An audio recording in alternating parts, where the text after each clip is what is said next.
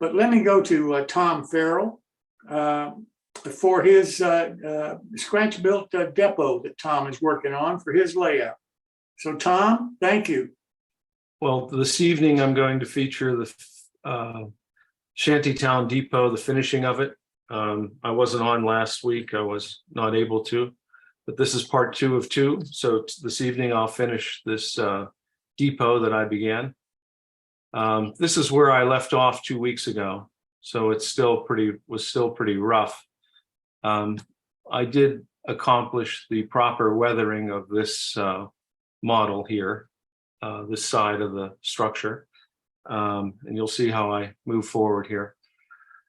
So I started with the roof. This is these paper shingles that I've used in the past. They come laser cut in brown, like a brown cardboard type paper. I just painted them with a brush. I stippled a brown on there, and then I sampled a little white here. I was trying to get a certain look to it, which wasn't coming off there. But finally, I did get the look I was after. I mixed a chocolate brown with a white, all acrylics, and I got a nice base color of like a creamy chocolate brown, and then I dry brushed it with both brown and white, and a little India ink, just a hodgepodge of three highlights: white acrylic dry brush, brown acrylic dry brush, and a little brown alcohol wash. And I got the look I was after. Next up, I made a very crude template to make these trusses. I just took some scrap styrene that I had. This is old N scale siding and some plastruct. I cut holes in the areas where the glue goes, because I frequently use super glue, even though I shouldn't. And if you cut holes in your template, it's not going to, the super glue is not going to stick to whatever you have underneath. Even if you use wax paper, I suppose you don't want to stick your glue to the template, is the theory here of cutting these holes. So I made these trusses. I had to make quite a number of them. So this is how they come off the template. And then I added these additional braces here. And then I painted everything a chocolate brown. And there's a close-up of them. If you've ever made it, someday I'm going to get a laser cutter. That's on my list. But for now, I have to hand make these. So then I stacked them up on these scale these are 2x10s, and I super glued them about approximately an inch apart, which is 4 feet apart in O scale. And I will go back and touch up the brown paint, but it's sort of a base coat. Then defying gravity, I glued this thing onto the side of the building. And later I went back and I sanded the tops of these so that the glue would have something to stick to on the roof. This is the bracing that goes underneath the pavilion that you just saw. And these are scale 4x4s. There's a left and right side. And then I glued them underneath, painted them. Still just a very rough paint right now. This is just first coat. You can see I have sanded the tops of these. You don't want to glue any glue onto paint if you can avoid it.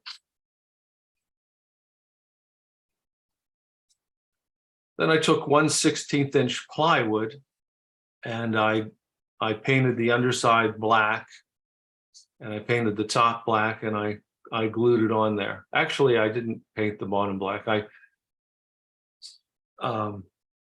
I pre-painted at the bottom black and then painted the top separately.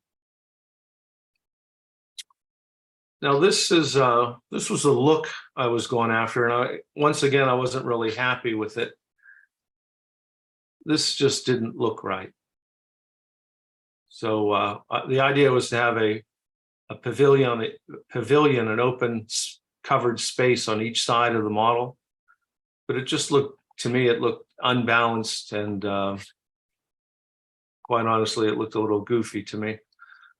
So I did eliminate that. This is the pavilion roof. It's corrugated metal material. I sprayed it with an orange rust paint, and then I went back and weathered it with acrylic. So there's the base coat, and there's the acrylic weathering the rust.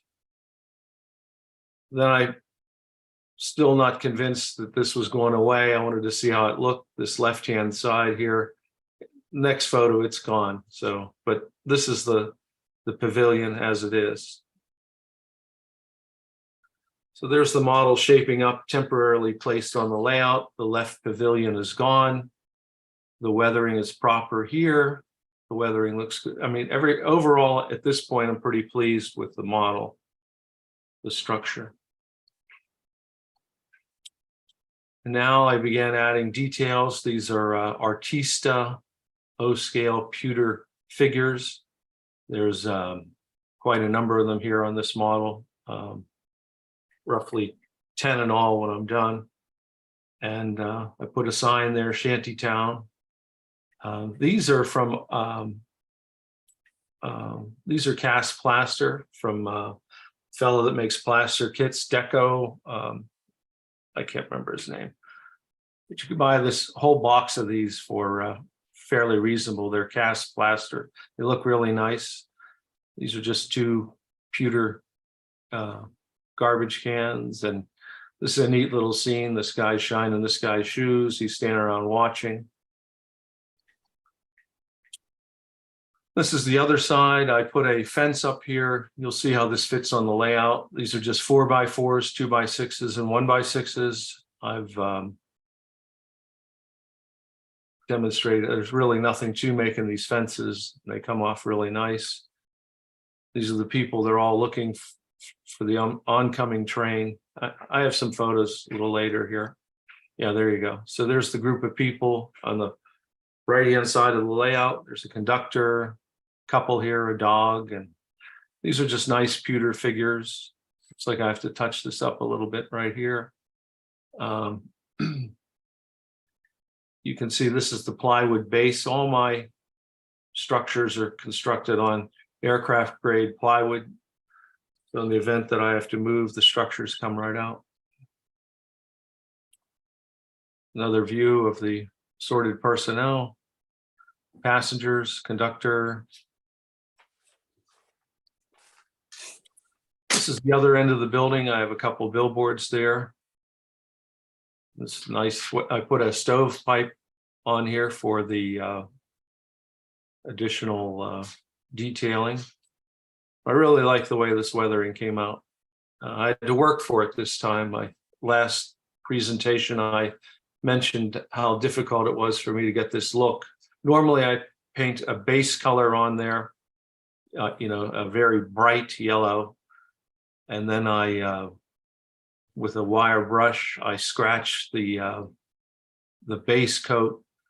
Then I put a black alcohol wash on there, a gray alcohol wash, and then I highlight it with white dry brush.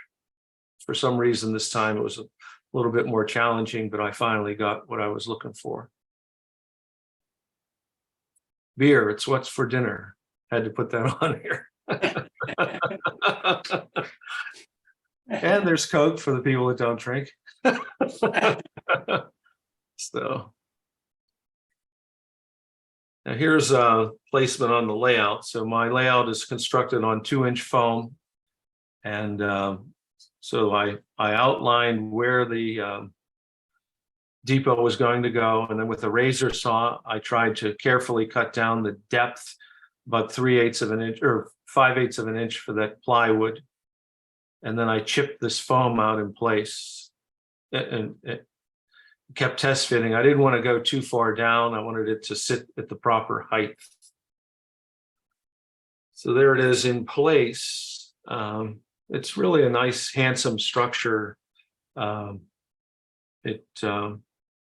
I put a fence in front of it. All kinds of billboards. These are right off of, just Google searches for 1920, 1930 advertisements. There's a fence behind it. So there's fences everywhere. They're easy to make and they add a lot of detail. Once again, these window shades were just, I searched for antique curtains, and then I searched for wooden blinds. On PowerPoint, I put one behind the other, and that was the look. So that came off well. Just another look of the thing in place in the layout. It's really neat. a neat looking structure. It really is. It's something really different. Yeah. There's a little better shot of it there. And, these figures add a lot of, I talked about this before, it makes these structures come alive to put these figures in place, draws your eye. So you've got all kinds of little details here. You've got, these boxes and this dog and shining shoes. And so you're creating little scenes here. You can see I put a bumper in here. Which is scratch build, a real easy thing to do. And there's that stovepipe. Everything has a nice balanced weather to it. No, not overly done, but definitely a little worn. Here's where it fits into the layout. So this is Shanytown. So these three structures and that boat I featured in previous shows. This is, of course, today's, now finished. Next up, these are background buildings here. I'm going to convert them into full buildings. That'll be probably in 2 weeks' time. All three of these actually are background buildings. So they need extended and finished. And I'm going to put in a wooden sidewalk here, like a boardwalk. So I'm not sure what I'm going to do first, but I'm either going to do the boardwalk or finish these buildings or some combination thereof. But should make for a pretty visually interesting scene. Yep, absolutely. And I love that depot. That's really different. That is outstanding. Thank you for having me. And no, it came out really nice. I'm glad if you may recall, I had a freight depot that I didn't like, and that led to the building of this. So, yeah. Any questions? You outdid yourself. That's beautiful work. Thank you very much. Thank you.